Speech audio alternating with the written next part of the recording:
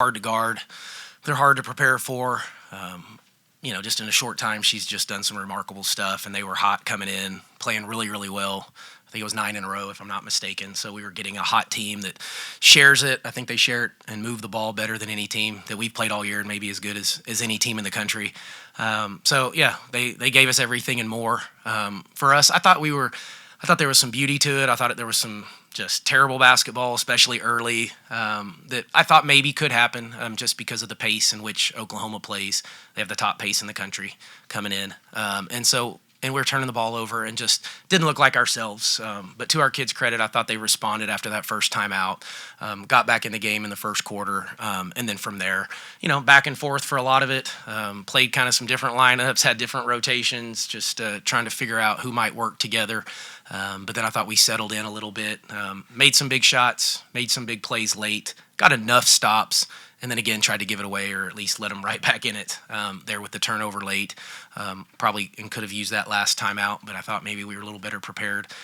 So we didn't, but again, got the stop, got the free throws. Of course, Tot missed the first free throw, and that kind of probably sealed it at that point. But thought the crowd was phenomenal. It was loud in there.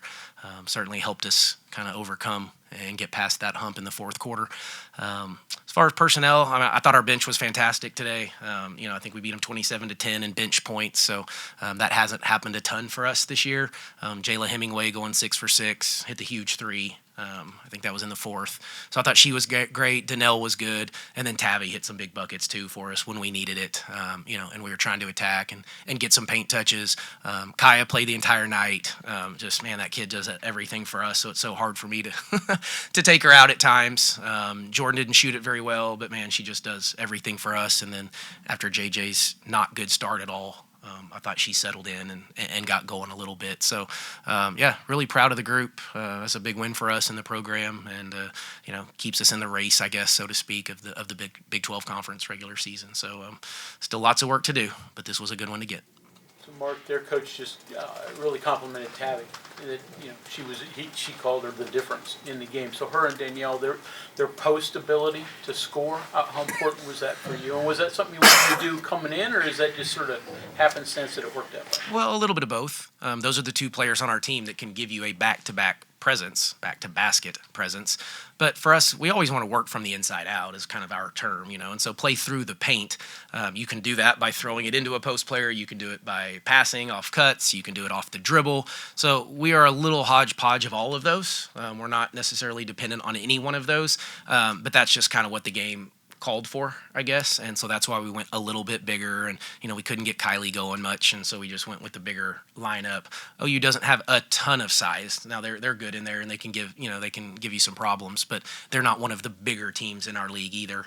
And so then we thought maybe we might have a little advantage, so we just kind of kept throwing it to her, and to Tavy's credit, that little fadeaway fell enough. So not my favorite, but as long as it's going in, it's always my favorite. Coach, a couple weeks ago, you told a story about this team's demeanor, about how it doesn't get too panicky in situations, and hey, coach, we got it, kind of thing. So it's 8-0. Is this an example of that kind of the way they responded to that? Yeah, and I got into them pretty good. That was one of my more passionate timeout speeches. I made sure that boom mic wasn't over me on that one, or I would have told him probably to back up. You're not going to get anything out of this one. They did. They just responded, and we just needed to settle down. I just think we were a little jacked up, and when JJ's dribbling it off of her leg and stuff, I'm sure we were just a little, probably overly excited. But again, I thought the response was great, and we settled in quickly. But it did get to 11-3, if I'm not mistaken, I think, right? It went from 8-0 to 11-3, and then kind of, from there won the quarter. From that point forward. So, just needed to settle. But, they were like that again. They were pretty, even at halftime, they felt good, and we just needed to make a few adjustments, and then, stayed with it, stayed the course. Coach, on that same note, though, they're late in the fourth quarter when you kind of go the two extremes of you're up 6 and then all of a sudden it's a 2-point game. Did you sense any level of panic from your group? No, not a ton. I mean, there was a couple of them, like you look in their eyes like, what the heck did we just do? I think Kyah was really upset with herself for the turnover. And then, with Oklahoma and the better teams, when you make a mistake, they make you pay. So I thought we lost some 50-50 battles, and then every time they hit a three off of it. I think it was Jordan and Kyah on the loose ball, go fight for it. We lose it, and for them, they shoot it so well, then it's a dagger three. The rebound that might have been a shot clock violation that wasn't, kick out three that I thought we should have had. And so, that's where they got us too much. They got us a little bit in transition, which we had prepared for and kind of had a plan. So just some of the stuff we didn't execute. But at the same time, when you give up 13 threes and find a way to win, then you did a lot of other things really well. And so I guess I'll clean those up and then be proud that we found the other stuff. Did the Sooners surprise you from beyond the arc? I think they entered something like 196th in the country in three-point percentage. No, not in any way, shape, or form. Now, not that percentage, but no, that's what they do. They play fast, like I said. I think it's the number one pace in the country, so they shoot quick, they shoot threes quick, but they shoot with just a crazy confidence, and that's what Jenny does for them and allows them to play with this just extreme confidence to shoot the basketball on the offensive end. So you don't want them to go, 13 for 21. That's not good enough on our end. But no, they can do that. And I think our goal was to keep them at 8 or 9 or less, and so we missed the mark on that one. Is there any more satisfaction, I guess, of winning a game in the fashion where your bench was relied on so heavily and you were able to, not have to count on all 5 starters maybe the way you normally do? Yeah, I'm sure there's another way, but I can't think of it right now. So I'm going to enjoy it the way it happened. But, for the bench to have that night, I think that's long overdue for this group. They've just stayed the course. Jayla was kind of in a funk for a minute, so to see her come out of it, I'm so proud of that kid and the super senior to have, that win on the home court. Danelle's just gotten better and better. We've talked about that in here multiple times. She just keeps getting better, and Tavy's a super senior that's played in some bigger games and been in these moments. But it's hard when you come off the bench because you never know when your number may get called like that, and so you just kind of have to stay ready. So credit to them and the other group, that didn't get to play as much, just to stay motivated. Coach, you'd mentioned Jordan earlier, and she goes 2 for 10, but I'm thinking of a huge offensive rebound she grabbed for you in the fourth quarter. She turns that into an assist to Tavy.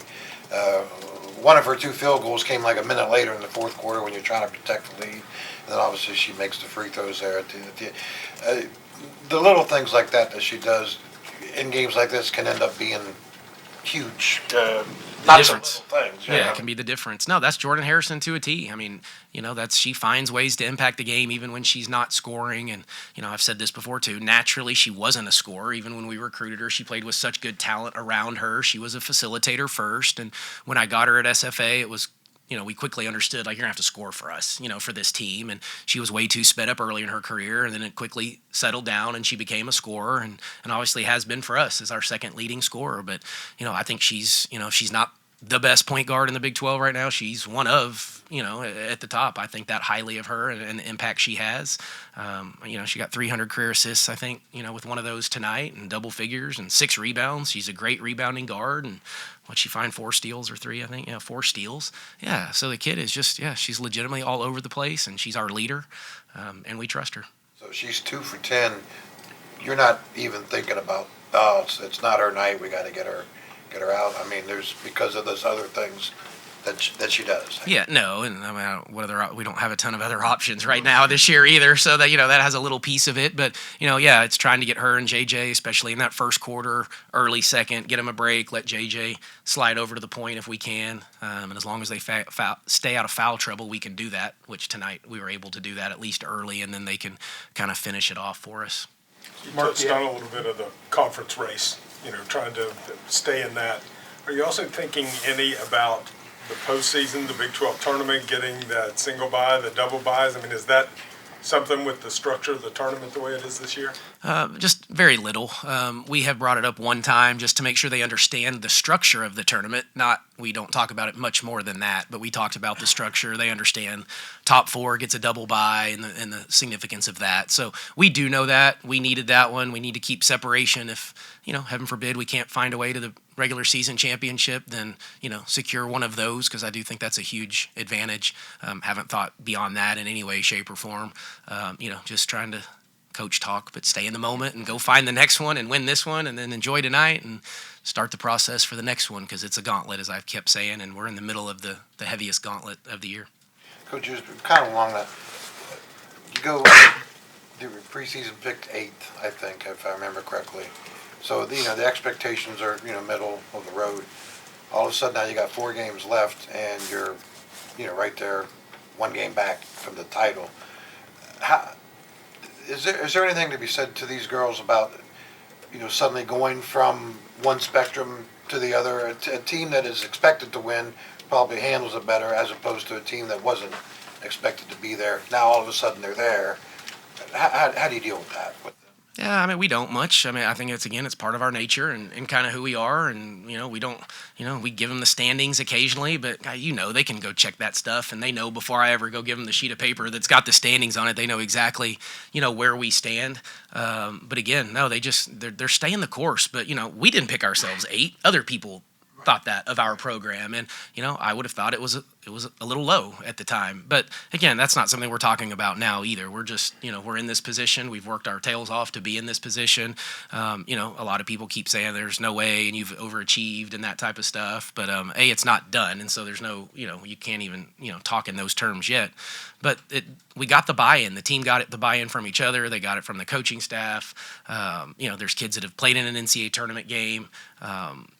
Coaches that have coached in those environments. So, no, it just came together quickly because of all of those things, and obviously a place that allows you to have success. And, I don't want it to end. I've just enjoyed the heck out of it, and I love going to work with this group, and they just keep kind of, I wouldn't say amazing me, but they certainly surprise me with what they keep doing, and we just keep preparing the right way and hope we keep getting better and do something special as this gets into March and later in March. Mark, your thought of the atmosphere and how much did you guys feed off of that? Yeah, a ton. No, that was a great crowd. I think the score kind of helps keep them in it too. So they stayed engaged because of the score and it being fairly close, and obviously 2 ranked teams and high-level basketball. At times, sometimes it got a little ugly, but for the most part, it was pretty high level. But yeah, no, we feed off of it, and there is a home court advantage. It's really hard in this league to win on the road. We all know that. So I've termed road wins our gold, whether that's for us or anybody. If you can go on the road and steal one, that is like a game and a half, in a standings. So you got to protect your home court and then see if you can't steal some stuff on the road. Coach Bryan's called this game a great game for Big 12 women's basketball. I mean, how do you feel about, that kind of level of praise from an opposing coach? Yeah, well, yeah, no, I thought it was too. I think I said that early on. This was a big-time women's college basketball game, and 2 quality teams, ranked teams, top 25, first and second in the Big 12. I don't. What else would you want in a women's basketball game? I just hope people will keep coming and supporting, and we can grow it from what it is now to something really, really special. And I understand that's going to take time, but I want people to be as excited about women's basketball here as they are in other parts of the country, and I think we can do that here, or I wouldn't be here as the coach. And it takes opportunities like this and rankings and those types of things to create it. But man, it's fun when you get there, and it just makes you work a little bit harder to maintain it. Speaking of Danelle and Tavy, it feels like every time they're in the game, they're just always around the ball, always making plays. What can you say about their ability to step up? Yeah, no, they were great. And they had to guard inside today. They had to guard outside because of the dynamic of Oklahoma and the way they play. We asked a lot of them. We mixed up our defenses. We were playing zone, man, trying to press, trying to turn them over a little bit, but then we were turning them over, and maybe they're giving it back or not converting. But they just give us an inside presence and some size. So even if they don't get the rebound, and Danelle in particular, she's taken up so much space that allows Jordan and some of those other guards to maybe crash down and clean up the glass. And, we've struggled to rebound a little bit, and so they give us maybe just a little better identity, to rebound. What can you say about Danelle and her development this season as opposed to where she started? Yeah, no, we just talked about it again down there as the coaching staff, and y'all didn't see her early, and I didn't know what we were going to get out of her, to be honest. We needed a bigger body to battle and play against some of the bigs in this league, and we knew she had some development. We got her a little bit later. Of course, we were late, but, it was a new coaching staff, and so the portal was already hot and heavy. And so to her credit, credit her. She has worked her tail off. She's in so much better shape, getting buckets, catching the ball, finishing around the rim, moving better, running better. So for her to play, because I was worried, I didn't know if she could keep up with the pace, in that game. But yeah, she did a phenomenal job, and she has a great attitude, and she's a joy and pleasure to coach. So yeah, just really proud of her. Coach, the steals that came outside of the press, sneaking up behind a player, poking the ball away, or coming up from the side. Now, how big were those kind of moments, that came outside of the full court. Well, yeah, they're big because we were keeping them off balance and uncomfortable, and that's a lot of what we really try to do defensively. If the steal is just the byproduct of the work and putting them in the positions that we want them to be in, and obviously if we can get the steals are live ball turnovers. That's different than a turnover. We didn't get as many steals as we traditionally do, but had enough, and then we just got to convert them. But it's really just to make them uncomfortable, right? You're dribbling, and now all of a sudden you're looking over your shoulder because somebody may be coming from behind, so maybe you're less aggressive. So just trying to take the offense out of their comfort is all we're really trying to do. And for the most part, I thought we did a pretty good job of that. Is that, one of the things Jordan's the best? Yeah, Jordan and JJ's pretty good. I mean, they're both ball hawks, is what we like to call them. So wherever the ball is, they love to go, sometimes too much. And that's, against them, you sending two to the ball, you're probably in trouble behind it. So you got to be a little careful there. But yeah, no, they're ball hawks, and, they kind of seek ball a little bit, but yeah. Thanks, everyone.